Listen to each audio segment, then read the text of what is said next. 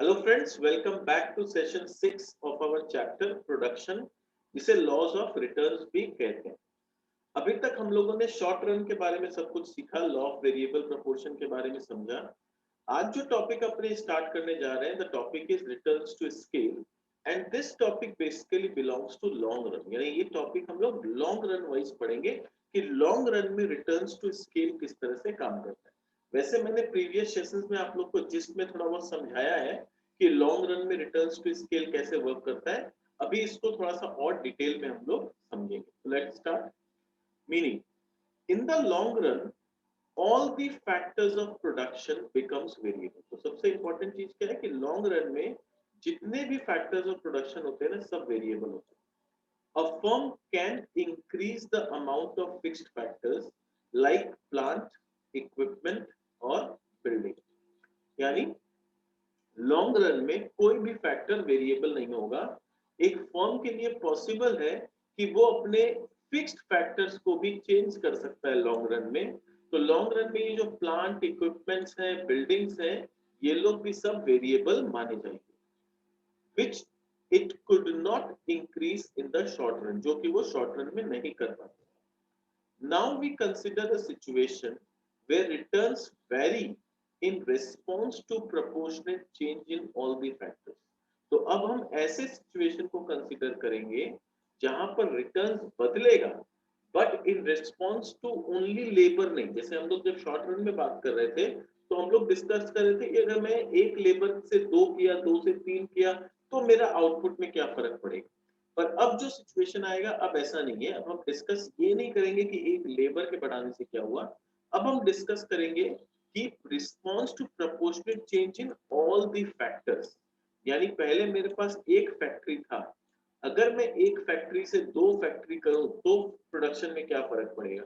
दो से तीन फैक्ट्री करूं तो क्या फर्क पड़ेगा, तीन से चार फैक्ट्री करूं तो क्या फर्क पड़ेगा। पहले बात कर रहे थे फैक्ट्री एक ही था, उसमें एक लेबर, दो लेबर, तीन लेबर, लेबर बढ़ा रहे थे। अब ऐसा नहीं कर रहे। अब मुझे पता चल गया अगर कि मेरा तीन लेबर जो है वो मेरा बेस्ट रेशियो है, तो अब मैं एक से दो फैक्ट्री, दो से तीन, तीन से चार करूंगा और सब में तीन तीन लेबर, 3:1 का रेशियो में मैं काम करते जाऊं। ठीक है, इस तरह से हम लोग डिस्कस करेंगे when it comes to returns to scale. तो returns to scale refers to a situation in which we study the behavior of output when all the factor inputs are varied in same proportion।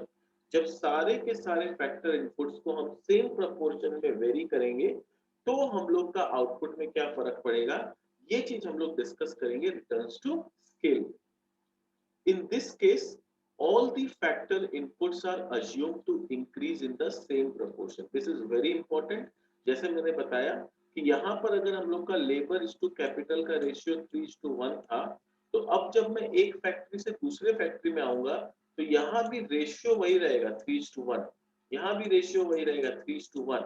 यानी they increase in the same proportion but returns vary. पर return जो मेरे को output मिल रहा है वो according to my number of factory, यानी अकॉर्डिंग टू माय स्केल वो बदलेगा। पहले एक फैक्ट्री था तो मान लो सिंगल स्केल था, अभी दो फैक्ट्री हो गया तो डबल स्केल हो गया, ट्रिपल स्केल हो गया, है ना, इस तरह से। When all the factor inputs are increased in same proportion, scale of production may increase in three forms। तो जो scale of production में बदलाव आएगा वो तीन तरीका से ये बदलाव आ सकता है। The three these stages, in other words, the law of returns to scale has three stages which are as follows। तो law of returns to scale तीन स्टेज के होते हैं और वो क्या क्या है। पहला है increasing returns to scale। ठीक है, तो first one is increasing returns to scale. फिर दूसरा आता है कांस्टेंट रिटर्न्स टू स्केल।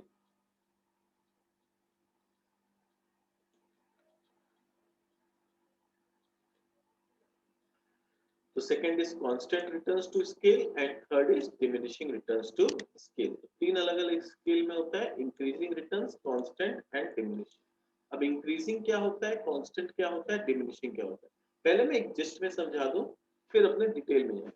मान लो एक फैक्ट्री में जब मैं 3:1 के रेशियो में काम कर रहा था, ठीक है, my ratio was 3:1, I was getting an output of 100 units per day। अब मान लो अगर मेरे पास 2 फैक्ट्री हो गई, ठीक है, एक फैक्ट्री थी, एक और मैंने लगाई, तो नाउ माय एक्सपेक्टेशन कि अगर एक फैक्ट्री से 100 आउटपुट आ रहा था, तो माय एक्सपेक्टेशन इज कि 2 फैक्ट्री से कुछ भी नहीं तो 200 तो आना चाहिए। पर जब मैं आउटपुट चेक करने बैठा, तो अगर ये 200 के बदले मान लो 300 हो गया, सर दिख नहीं रहा आपका कैलकुलेटर, वेट, अभी दिख रहा है, ठीक है, 200 के बदले अगर 300 हो गया तो इसको बोलेंगे इंक्रीजिंग रिटर्न्स टू स्केल, ठीक है। 200 का अगर 200 ही रहा तो इसको बोलेंगे कांस्टेंट रिटर्न्स टू स्केल, क्या बोलेंगे, कांस्टेंट रिटर्न्स टू स्केल, ठीक है।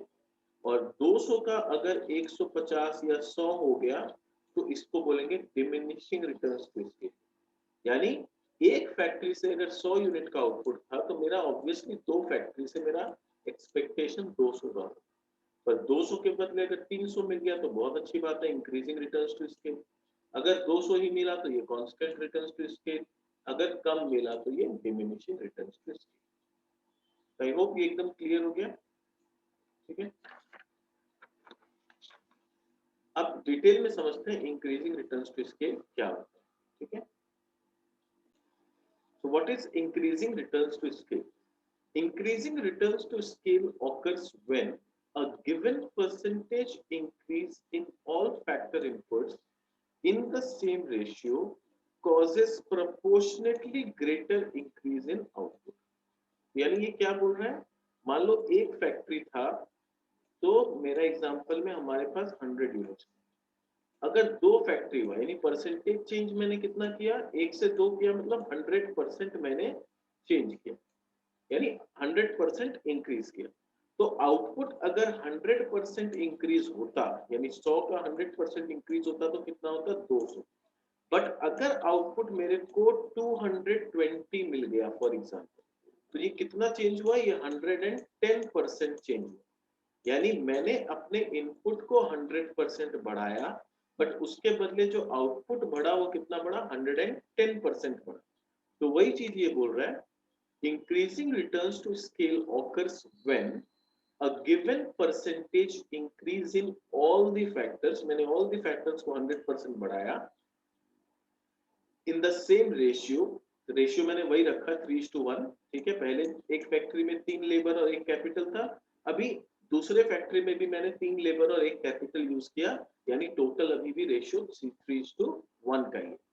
तो इन the same ratio causes proportionately greater increase in output, उसके वजह से जो आउटपुट में इंक्रीज हुआ इसका परसेंटेज कितना था, 110%, यानी मेरा एक्सपेक्टेशन 200 यूनिट का था, आउटपुट निकला 220, तो प्रोपोर्शनेटली ज्यादा आउटपुट निकला। तो इसी को हम लोग बोलते हैं इंक्रीजिंग रिटर्न्स टू स्केल।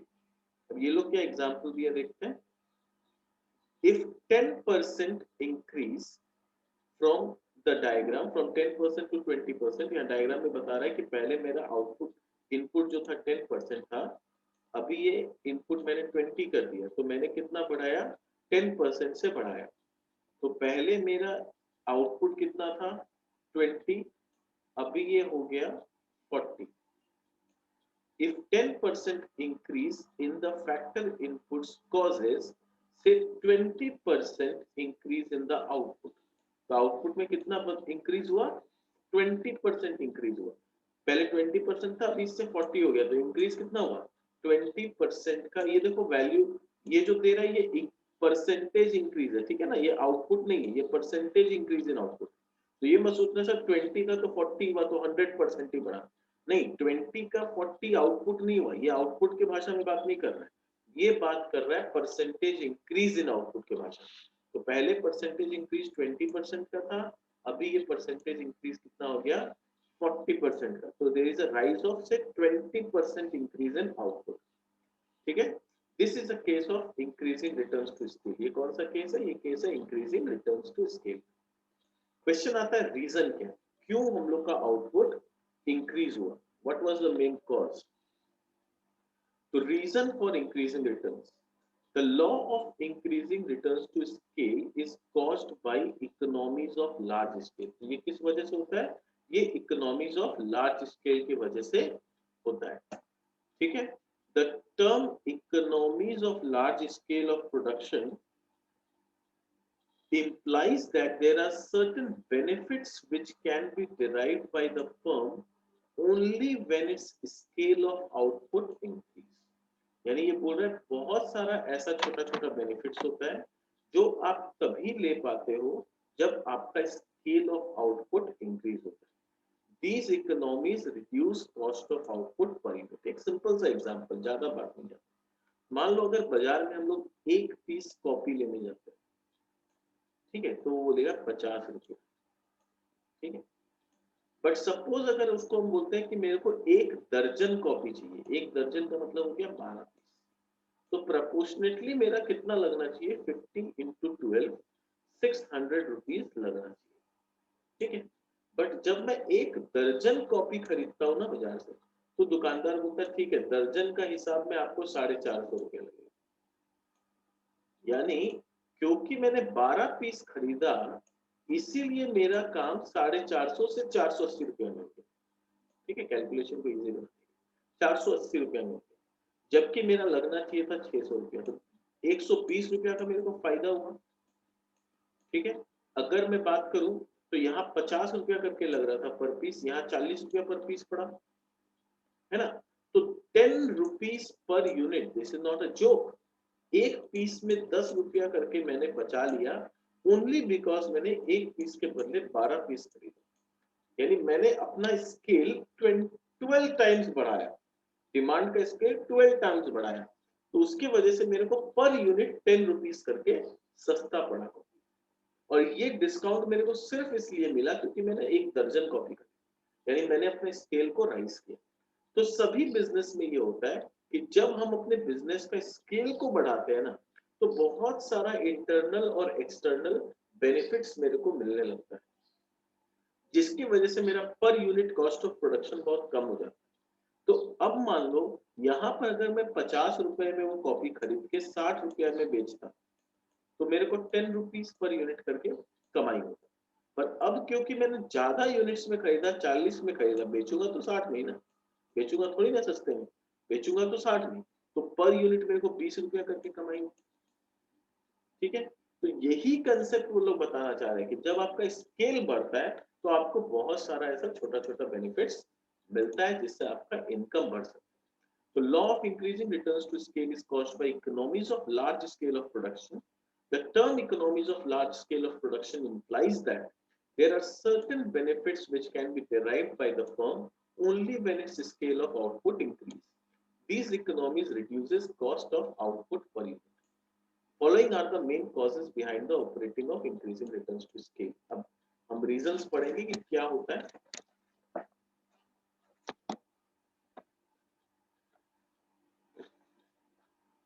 तो पहला क्या हो गया? Indivisibility of factors. ये हमने पहले भी समझा है कि बहुत सारे फैक्टर्स होते हैं जिसको हम डिवाइड नहीं कर पाते, तो दोज आर इनडिविजिबल.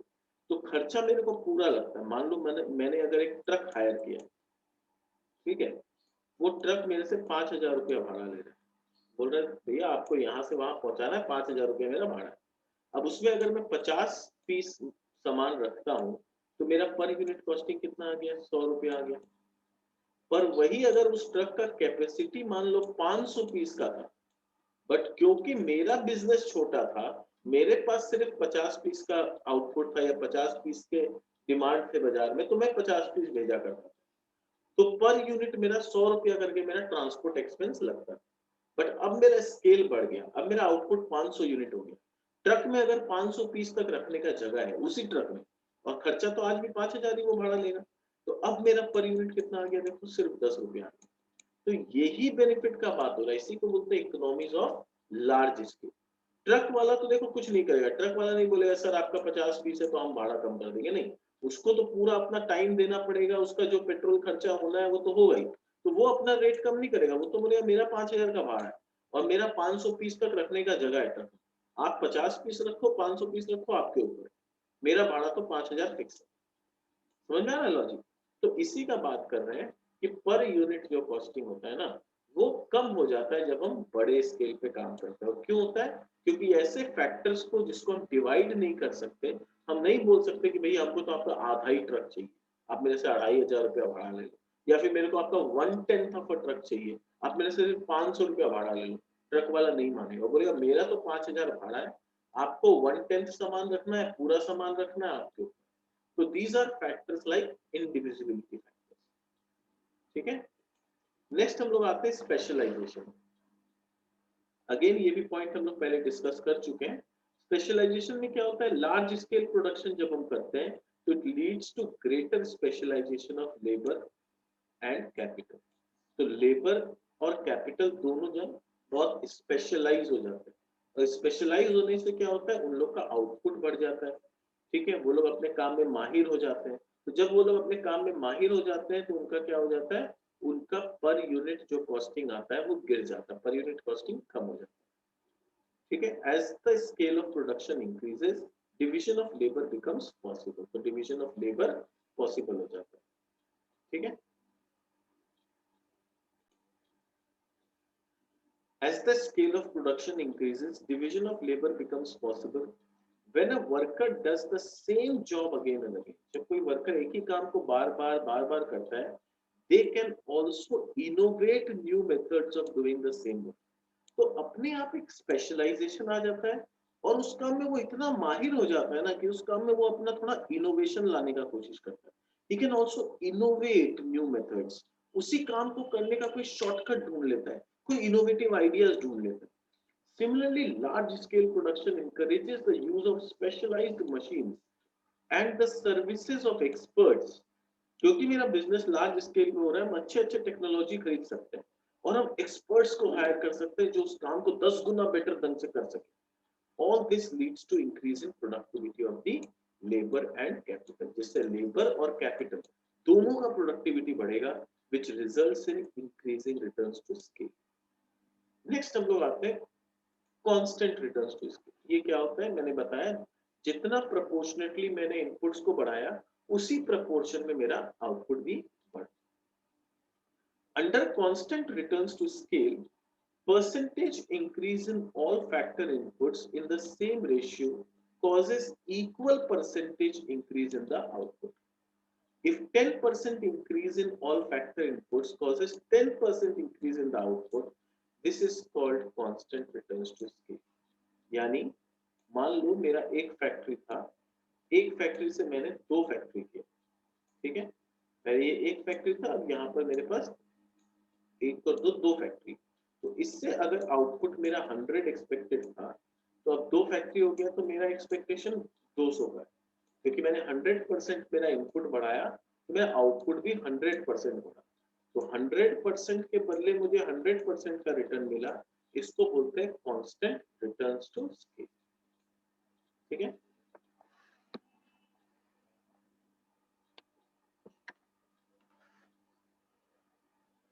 यहाँ देखो figure 6.6 shows 10% increase in all factor inputs causes 10% increase in output. Likewise, 20% increase causes 20% output. यहाँ 10 था तो 10 मिला, 20 था तो 20 मिला.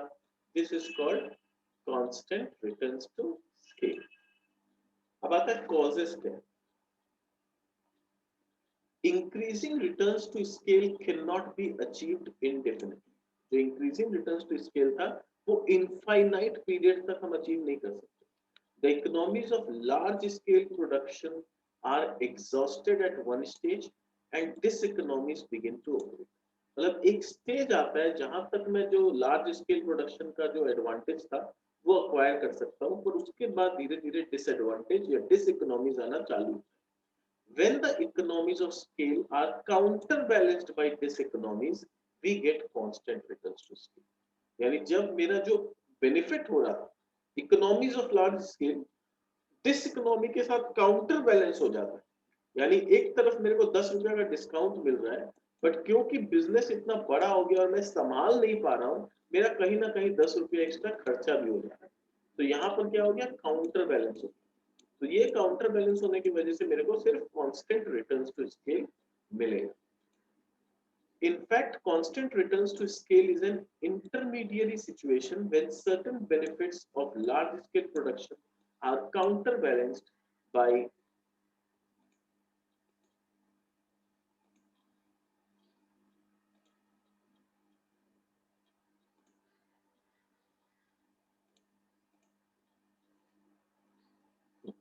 when it is counterbalanced by certain disadvantages. Next, we are coming to diminishing returns to scale. क्या होता है diminishing returns to scale? Diminishing returns to scale occurs when a given percentage increase in all factor inputs causes proportionately lesser increase in output.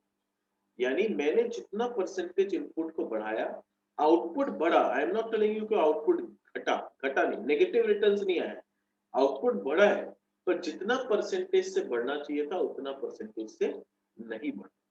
For example 20% increase in all factor inputs से only 5% increase in output.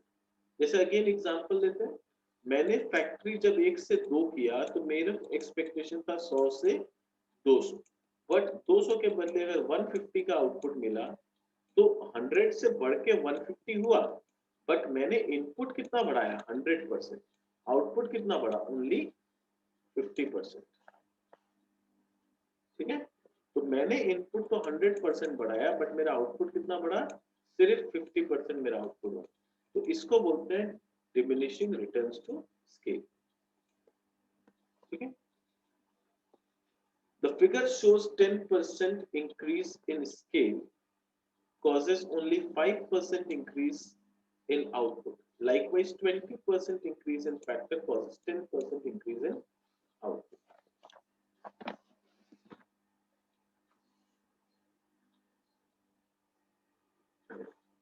तो ये diagram दिखा रहा है. तो यहाँ 10% के बदले मुझे 5% मिला, 20 के बदले सिर्फ 10 मिला. तो ये जो प्रोडक्शन कर्व है ये डिमिनिशिंग रिटर्न्स टू स्केल का curve. Reasons behind operations of diminishing returns. तो अब एकदम कॉमन सेंस हम लोग बोल सकते हैं कि जो डिसइकोनॉमिक्स था वो अब इकोनॉमिक्स से ज्यादा होने लगा. तो जब इकोनॉमीज ऑफ लार्ज स्केल डिसइकोनॉमी से छोटा हो जाए या कम हो जाए तो हमें डिमिनिशिंग रिटर्न्स मिलने लगते हैं. तो ये क्यों होता है? Managerial problem. बिजनेस को हमने इतना बड़ा कर लिया कि अब हम उस बिजनेस को मैनेज नहीं कर पा रहे, उस बिजनेस को हम संभाल नहीं पा रहे. When the scale of production becomes very large, managerial problem tends to arise. Large scale production creates the problem of lack of proper coordination, communication gaps between the management and the workers. All these problems may lead to strikes and lockout. और ये सारे problem की वजह से strike, lockout ये सब हो सकता है. Consequently, diminishing returns to scale begins to occur. With fixed supply of some natural resources. Diminishing returns to scale also arises because of the supply of some natural resources are fixed. यानी कुछ natural resources होते हैं उनका supply fixed. तो अब क्या हुआ, मुझे और ज्यादा raw material मिल नहीं रहा है जो मुझे चाहिए. मैंने तो फैक्ट्री बहुत सारा लगा लिया, तो फैक्ट्री को चलाने के लिए तो रॉ मटेरियल चाहिए, वो रॉ मटेरियल अवेलेबल नहीं है, अभी क्या करूं. ठीक है, तो उस वजह से क्या हुआ, मेरे जो लेबर है वो फालतू आके बैठे हैं.